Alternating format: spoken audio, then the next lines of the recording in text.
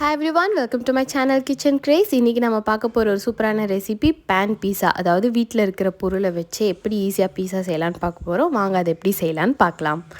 First ஒரு பவுல்ல 1 cup மைதா எடுத்துக்கோங்க. அதுக்கப்புறம் 1/4 கப் கர்ட் ஆட் பண்ணிக்கோங்க. தயிர் ஆட் பண்ணிட்டு 1 டீஸ்பூன் பேக்கிங் பவுடர் போட்டுக்கோங்க. அதுக்கப்புறம் 1 டீஸ்பூன் ஆயில், ரீஃபைண்ட் ஆயில் ஊற்றிக்கோங்க. ஊற்றிட்டு தேவையான அளவு உப்பு போட்டுக்கோங்க. நான் வந்து ஒரு 1/4 டீஸ்பூன் உப்பு போட்டிருக்கேன். போட்டு நல்லா இப்படி பனைஞ்சு வச்சுக்கோங்க. நல்லா மிக்ஸ் பண்ணிவிட்டு கடைசியாக மேலே கொஞ்சமாக ஆயில் அப்ளை பண்ணி அதை வந்து தனியாக வச்சுருங்க. ஒரு 1/2 அன் ஹவர் போல் இருக்கட்டும்.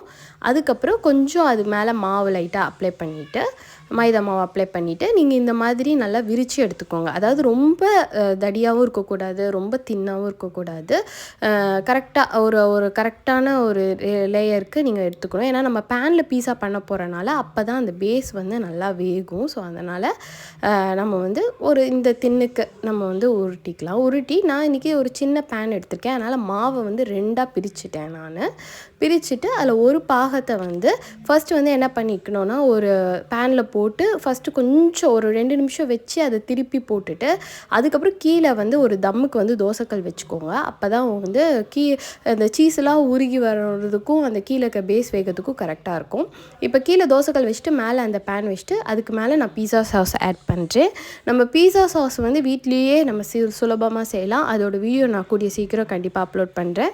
இப்போ வந்து அந்த பீஸா சாஸ் அதில் வந்து அப்ளை பண்ணிவிட்டு இல்லை மார்க்கெட்டில் பீஸா சாஸ் கிடைக்கும். அதுக்கப்புறம் கேப்சிகமும் ஆனியனும் இந்த மாதிரி நீட்டமாக கட் பண்ணி அங்கங்கே அதை அரேஞ்ச் பண்ணிக்கிறேன்.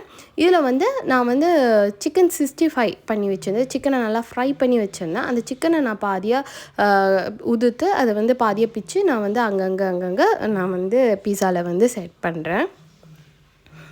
சிக்கன் பீஸா மாதிரி நம்ம பண்ணலாம். நீங்கள் வெஜ்ஜாக இருந்தீங்கன்னா நீங்கள் பன்னீர் வைக்கலாம், இல்லை மஷ்ரூம் வைக்கலாம், உங்களோட இஷ்டம். நீங்கள் வந்து எது வேணாலும் வச்சுக்கலாம். நான் இன்றைக்கி சிக்கன் எடுத்து நான் அந்த சிக்கனை வந்து வச்சுருக்கேன். இதுக்கு மேலே மொசரெல்லா சீஸ் எடுத்து அதை நல்லா துருவி அது மேலே நான் போடுறேன். ஏன்னா மொசரெல்லா சீஸ் தான் நம்ம பீஸாவுக்கு போடணும். அப்போ தான் வந்து அது நல்லா ஸ்ட்ரெச்சியாக நல்லா வரும். மேலே வந்து கொஞ்சமாக சில்லி ஃப்ளேக்ஸும் அதுக்கப்புறம் இட்டாலியன் சீசனிங்கும் நான் போட்டிருக்கேன். இட்டாலியன் சீசனிங் போடலைனாலும் பிரச்சனை இல்லைனாலும் நம்ம சில்லி ஃப்ளேக்ஸ் வச்சு பண்ணிக்கலாம். சில்லி ஃப்ளேக்ஸ் ஒன்றும் இல்லை, நீங்கள் ஒரு காஞ்ச மிளகாவை நல்லா ட்ரை ரோஸ்ட் பண்ணி மிக்சியில் போட்டு நல்லா அரைச்சி எடுத்திங்கன்னா அழகாக சில்லி ஃப்ளேக்ஸ் கிடச்சிரும். நீங்கள் அதை போட்டுக்கோங்க.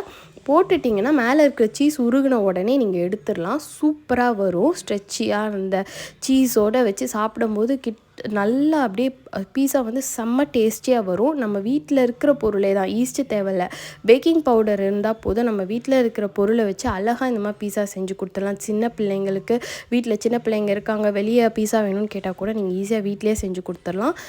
நல்லாயிருக்கும், டேஸ்டியாக இருக்கும். கண்டிப்பாக இதை ட்ரை பண்ணி பார்த்துட்டு எப்படி இருக்குன்னு சொல்லுங்கள்.